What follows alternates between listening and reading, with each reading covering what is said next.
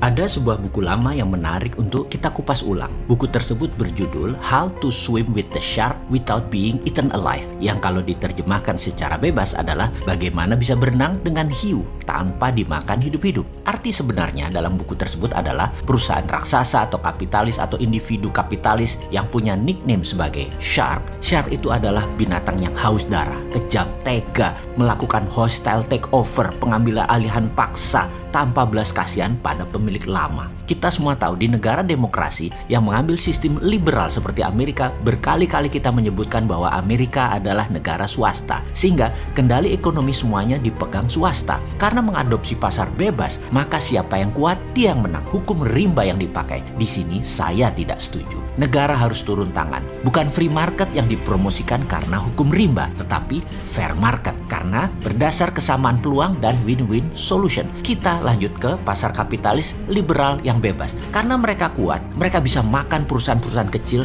dengan harga nol. Anda bisa dibikin berhutang pada mereka dan tinggal diambil gratis. Itu muasal kata debt trap atau jebakan hutang yang dilakukan pertama oleh pihak swasta. Para shark inilah pelakunya. Kekejaman kapitalis tadi sampai sekarang masih ada, malahan tambah buas. Dan itulah business as usual dari para shark tersebut. Mereka berbungkus venture capital, berbungkus giant multinational company, private investor, hedge fund, dan banyak lagi nama mereka biar mereka terlihat baik, seksi, dan mitra terpercaya. Sebelum kita lanjut tentang pelajaran How to Swim with the Shark Without Being Eaten Alive, sebaiknya saya minta izin untuk sedikit lompat. Nanti kita balik ke topik di awal. Shark di dunia korporasi di negara barat sudah kelihatan. Maka ada buku yang sedang saya kerjakan di mana memerlukan waktu lama karena penelitiannya panjang, mengagumkan politik, bernegara, dan ekonomi makro-mikro. Judul buku ini sudah saya sebutkan berkali-kali. Buku ini adalah buku ketiga trilogi serial geopolitik dan geoekonomi yang nanti akan berjudul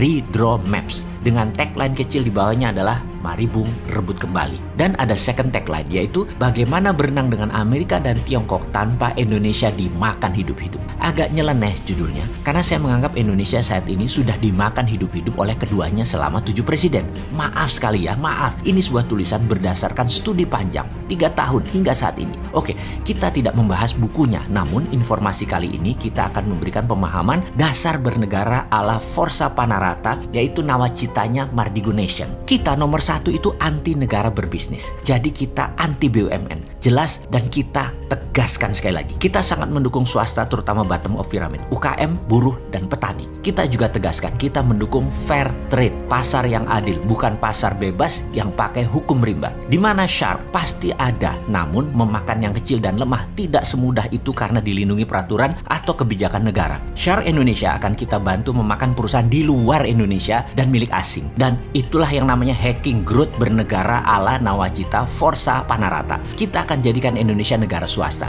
Negara hanya regulator. Negara bukan lagi operator aktif kecuali 3 hal dalam masalah fiskal, moneter, keamanan, dan pertahanan. Dijelaskan lagi, Departemen Pertahanan akan diubah menjadi Departemen Perang atau Warfare, DOW atau Department of War. Salah satu agenda DOW adalah membantu perusahaan swasta ekspansi ke luar negeri seperti VOC dibantu militer Belanda. Hanya militer kita bukan hard skill, keterampilannya lebih soft skill. Persis seperti China Military Strategy. Ini yang disebut New Economic Warfare Strategy. Dengan New Economic Warfare Strategy China tadi, bahkan negara lain diinvasi saja, rakyat setempat plus pejabatnya serasa sedang dibantu, diperkaya, padahal harta mereka sedang dikeduk. Itulah military soft power yang saat ini diberlakukan oleh China. Dan banyak yang tidak mengerti hal beginian. Tapi nggak apa-apalah, udah kejadian. Kita kembali ke sejarah VOC yang kalau kekayaannya dijumlah sama dengan kekayaan Amazon, ditambah Facebook, ditambah Google, ditambah Microsoft. Dan itu adalah kekayaan VOC.